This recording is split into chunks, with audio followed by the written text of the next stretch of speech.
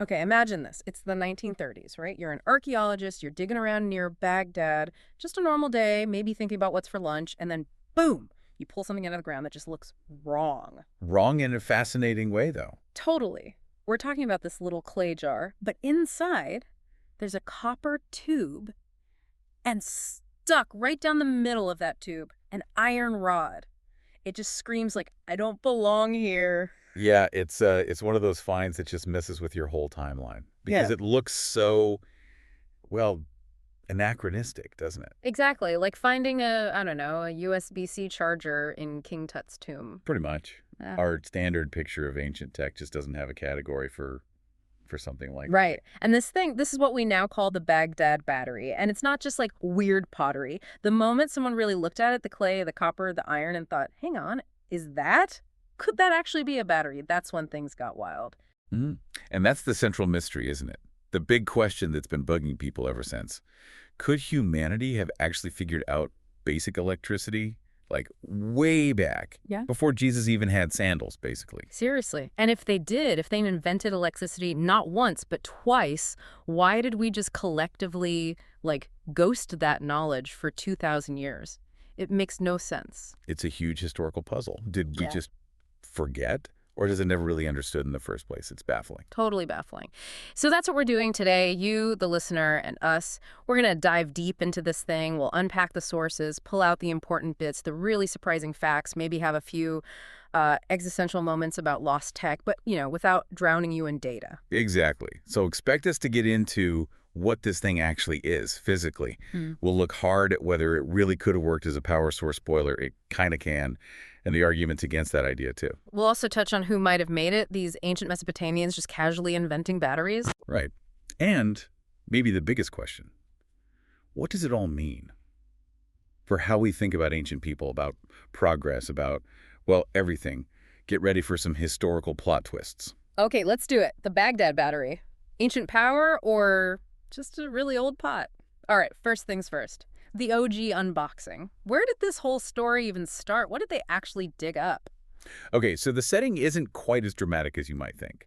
We need to go back to the 1930s, to a place called Kujut Rabu. It's near Baghdad in modern Iraq. So no hidden temples, no cursed tombs, just digging. Pretty much just digging, yeah. Hmm. He's a German archaeologist, Wilhelm Koenig, doing routine excavation work.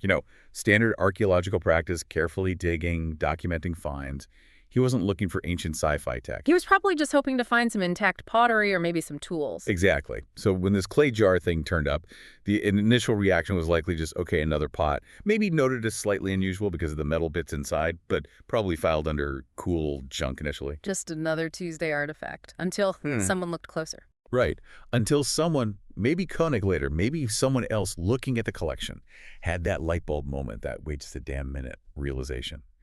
Looking at the specific arrangement, the jar, the copper cylinder inside but not touching the bottom, the iron rod suspended right down the middle, not touching the copper, all sealed with bitumen. Bitumen, like asphalt. Seriously. Think of asphalt, the sticky stuff from roads, which, proves ancient people were both kind of ingenious and maybe just vibing with whatever sticky stuff they had lying around. Okay, so the construction itself was weird. That's what triggered the, uh-oh, this might be tech moment. Precisely.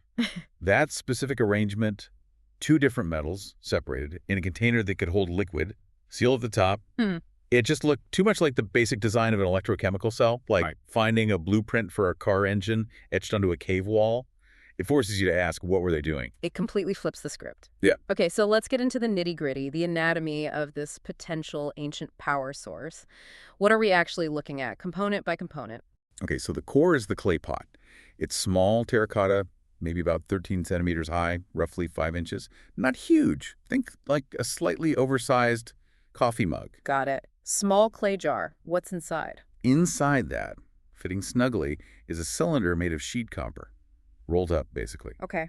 Copper tube inside the jar. And then this is key, suspended right down the center of that copper cylinder so it doesn't touch the copper sides of the bottom, is an iron rod. Iron rod hanging in the middle of the copper tube, crucially not touching it. Exactly. And the whole thing at the top is sealed with that asphalt plug we mentioned. The iron rod likely protruded slightly through the asphalt seal. Clay jar, copper tube, iron rod inside, separated, sealed with road car. Okay, that does sound suspiciously like something. It does. Now, here's the kicker, the magic trick, or really just basic chemistry. If you pour an acidic or alkaline liquid inside that jar, something common like vinegar or maybe lemon juice, grape juice, even brine, that liquid acts as an electrolyte. An electrolyte like in Gatorade, but, ancient. Yeah, basically.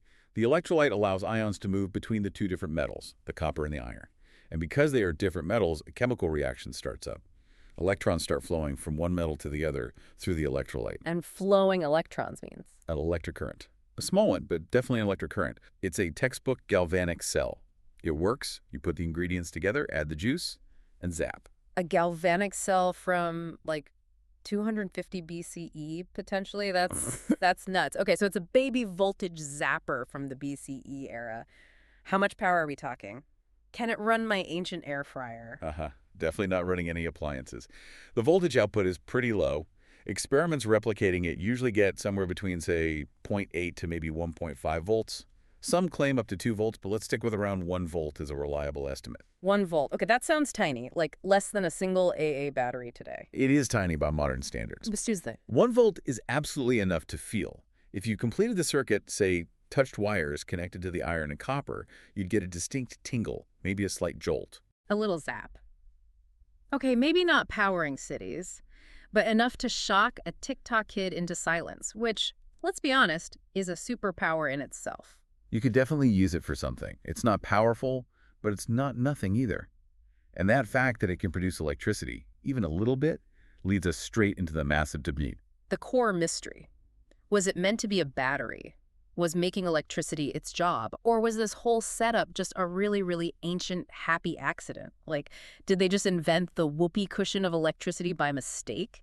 That's exactly the question, intentional design or accidental byproduct. And that, right there, is where the arguments really start heating up. Okay, let's wade into it. Section 2, the great debate battery, or just a really old pot. This is where people get passionate, right? Oh, absolutely. You've got very strong opinions on both sides. Let's start with team battery. These are often the ancient tech enthusiasts, the ones who look at this thing and say, come on, look at it. Their argument is pretty simple then. It walks like a duck, quacks like a duck. It generates electricity like a battery, exactly. Yeah. Their core point is, the function is undeniable. Regardless of intent, you put it together correctly, add the electrolyte, and it does the job. It produces a current. Physics doesn't lie. Yeah. So function implies purpose, in their view. If it can do it, it must have been for that reason. That's the essence of it. And they don't just stop there. They propose some pretty intriguing uses for these ancient zaps, trying to fit the technology into the Parthian context. Okay, like what could you do with one measly volt back then? Well, the big one, the most commonly cited and maybe most plausible application, is electroplating, or more specifically, gilding. Gilding, like making things of gold when they're not, ancient bling hacks. Precisely. The idea is you could use that small, steady current to deposit a very thin layer of gold or silver onto a cheaper base metal object like copper or bronze. Think jewelry, statues, ornaments. So you could make a bronze ring look like solid gold. That's a serious ancient flex. Talk about drippy ancient tech. Yeah, it would have been, yeah. Imagine the economic implications, the status symbol aspect. Being able to create luxury-looking goods with much less precious metal, that's a powerful technique. Oh. Centuries before electroplating was formally invented in Europe. Okay, electroplating makes a certain kind of sense. Low voltage, steady current needed. What else is on Team Battery's list? Another popular theory revolves around healing rituals or medical applications. Ancient shock therapy. You mentioned that earlier. Seriously. Well, maybe not therapy as we know it, but think about the context. Ancient medicine was deeply intertwined with religion and magic. An inexplicable tingling sensation, a small jolt delivered during a ritual. Could totally be interpreted as like the gods touching you or some kind of divine energy. Exactly. Imagine a priest touching a patient with rods connected to a hidden battery, saying, "Feel the power of Ishtar healing you." For ailments with a psychological component or just to inspire faith and awe, that physical sensation could be incredibly powerful. A potent placebo? Maybe. Okay, that's kind of dark, but I could see it. The gods have blessed you with this mild electrical current. Convincing, maybe. It could be in that cultural context. And related to that is the idea of religious theater. Ooh, ancient special effects.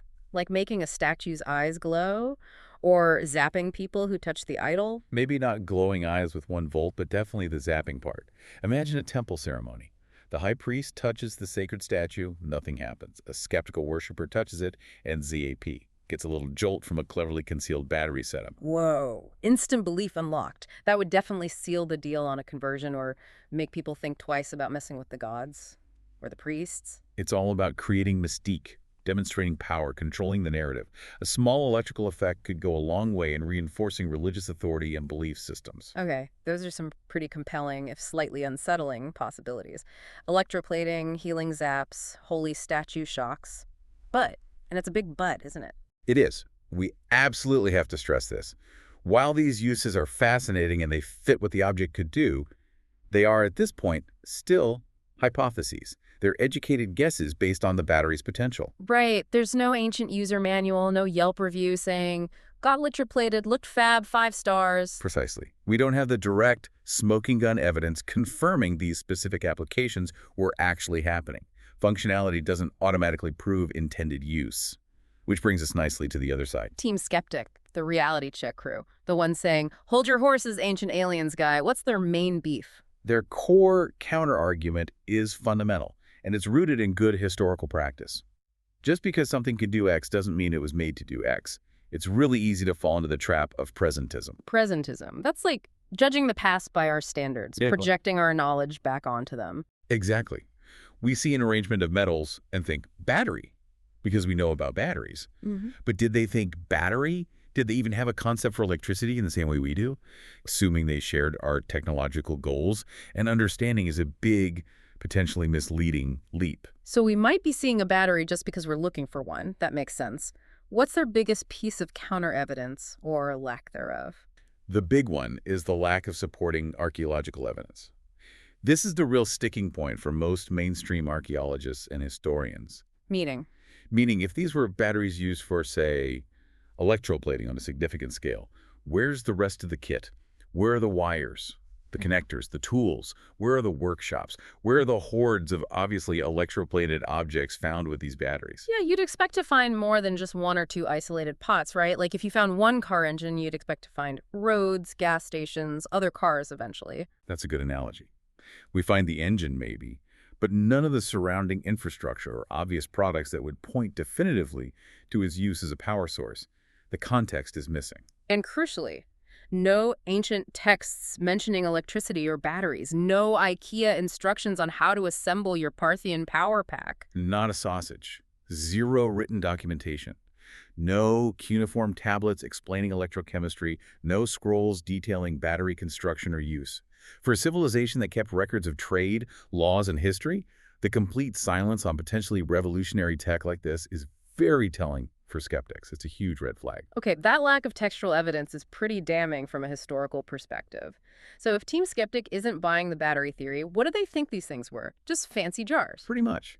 They propose more mundane but perhaps more archaeologically consistent explanations. One common theory is that they were simply containers for sacred scrolls. Scrolls, how does that work? The idea is a papyrus or parchment scroll could be rolled up and placed inside the copper cylinder for protection. The iron rod might have been part of the closing mechanism or just structural, and the asphalt seal would keep out moisture and insects, preserving the important text inside. Okay. Plausible. Protective casing for important documents. What else? Similar idea, maybe they held other sacred or valuable items, ritual offerings, maybe even potent herbs or medicines that needed to be sealed for preservation or ritual purity. Some even suggest they were just high-quality storage jars for everyday things, maybe spices or liquids, basically. Fancy, ancient Tupperware sealed with bitumen. Ancient Tupperware. Wow. From divine zappers to pickle jars, that's less exciting. It is less exciting, but for many historians, it fits better with the available evidence and requires fewer assumptions about lost advanced knowledge. They see the battery explanation without that solid proof as maybe reaching. Reaching harder than conspiracy theorists on YouTube was the quote. Something like that. The argument is, extraordinary claims like ancient batteries predating Volta by 2,000 years require extraordinary evidence. And for the skeptics, that evidence just isn't there yet. The simpler explanation, the scroll container or storage jar, is often preferred until more proof surfaces. Okay, so we have Team Battery with the cool tech ideas and Team Skeptic demanding receipts and suggesting fancy jars. It's a proper historical head-scratcher. But this thing, battery or jar, existed. It was made by someone. Who are the likely candidates? And if it was a battery, why did the tech just die out? Right, let's zoom out a bit. The artifact is generally dated to the Parthian Empire. We're talking roughly 250 BCE to 225 CE, so a good chunk of time overlapping with the late Hellenistic period and the rise of Rome. The Parthians, weren't they mostly famous for like horseback archery and giving the Romans a hard time? Not exactly known as the ancient equivalent of MIT, right? Mm. Their reputation is definitely more military than scientific. Yeah.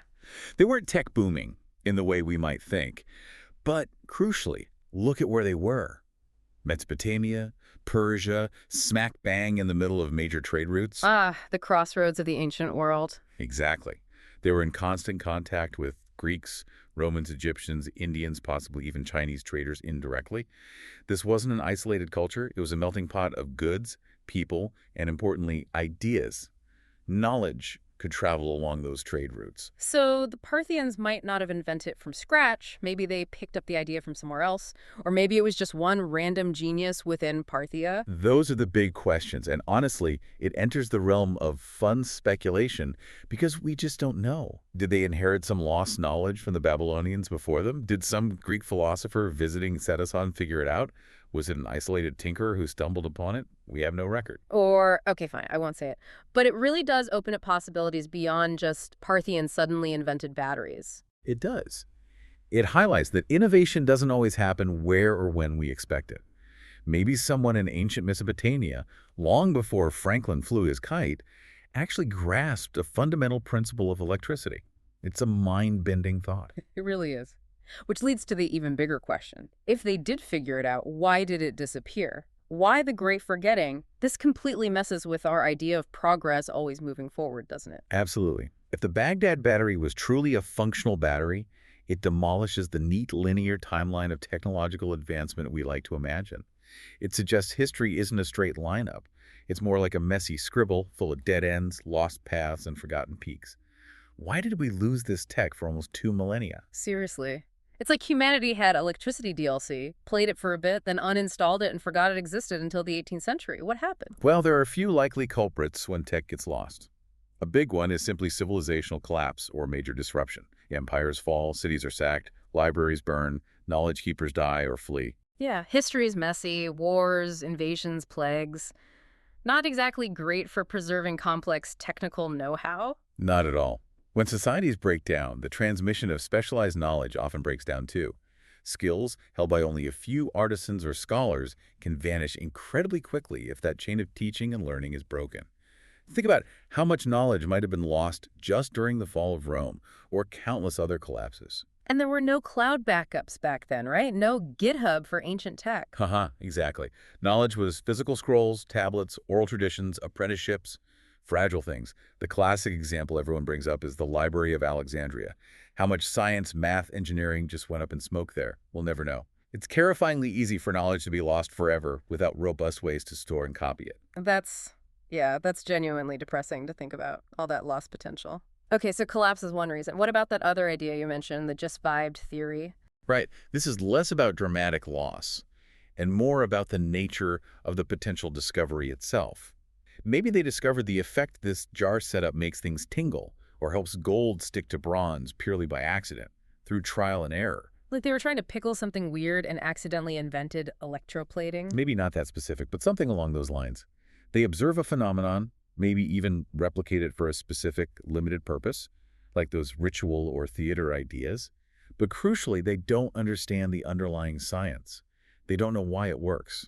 Ah, so it's empirical knowledge, not theoretical understanding. They know the what, but not the how or why. Precisely. And if you don't understand the principles, the electrochemistry, the movement of ions, you can't easily adapt the technology, improve it, scale it up, or even reliably teach it. It remains a kind of magic trick, a curiosity, rather than a foundational technology. So the knowledge just fades away because nobody really got it deeply enough to make it stick and grow. They just vibed with the result for a bit and moved on. That's the idea. It might explain why we don't see widespread application or development. It was a cool trick, maybe, but without the theoretical framework, it couldn't become a cornerstone of their technology. It lacked the roots to survive long term. Okay, wow. So after going through the discovery, the wild debate, the potential creators, and the reasons it might have vanished, where does that leave us? What's the the final voltage of truth here? What are the big takeaways? Well, the biggest takeaway, I think, regardless of whether it was actually a battery used for zapping things or just a fancy scroll jar, is what it represents.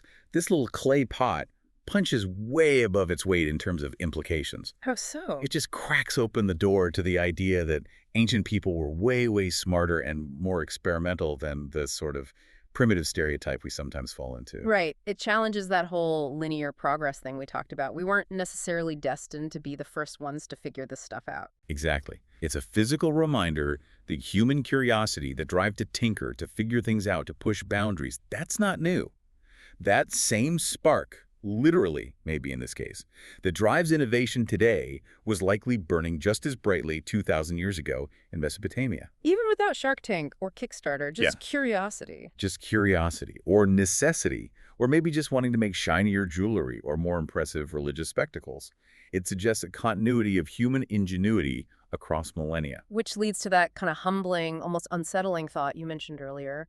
Maybe we're not the peak. Maybe we're the reboot. It's a provocative idea, isn't it? That maybe some fundamental concepts, maybe even technologies, were grasped, used, and then lost, only for us to painstakingly rediscover them much later. It suggests history is cyclical, or at least not a simple upward curve. We might just be the current iteration rebuilding on forgotten foundations. That really reframes how you think about history and our place in it. It's less about us being the ultimate geniuses and more about knowledge being fragile and humanity having ups and downs. Precisely. It introduces a healthy dose of humility into our view of the past and perhaps our own achievements. So after all that, is it a battery or not? Give us the final verdict. Spill the ancient tea. If only it were that simple. The truth is, the sources and the evidence as they stand don't give us a definitive knockout answer. The battery hypothesis. It's incredibly compelling. It fits the physical form, but it remains speculative. Still no smoking gun. Still no smoking gun. Team Skeptics' points about the lack of supporting evidence, especially textual evidence, and the plausible alternative uses like scroll jars are very strong from a purely archaeological and historical methodology standpoint. So the honest answer is, we don't know for sure. The mystery endures. Which is maybe I don't know. okay. I think it's more than okay. I think the value of the Baghdad Battery might not actually be in finding a final answer. Its real power, its enduring fascination, comes from the questions it forces us to ask. Questions about ancient ingenuity, lost knowledge, the path of history. Exactly. It makes us challenge assumptions, consider alternative possibilities, and appreciate the complexity and often ambiguity of the past. It keeps the conversation going, keeps us curious, and reminds us that history is still full of surprises. And that, everyone listening, is why this little clay pot is just so cool. It's an enigma wrapped in copper and iron, sealed with asphalt, that keeps sparking debate thousands of years later. It's a fantastic reminder to stay curious.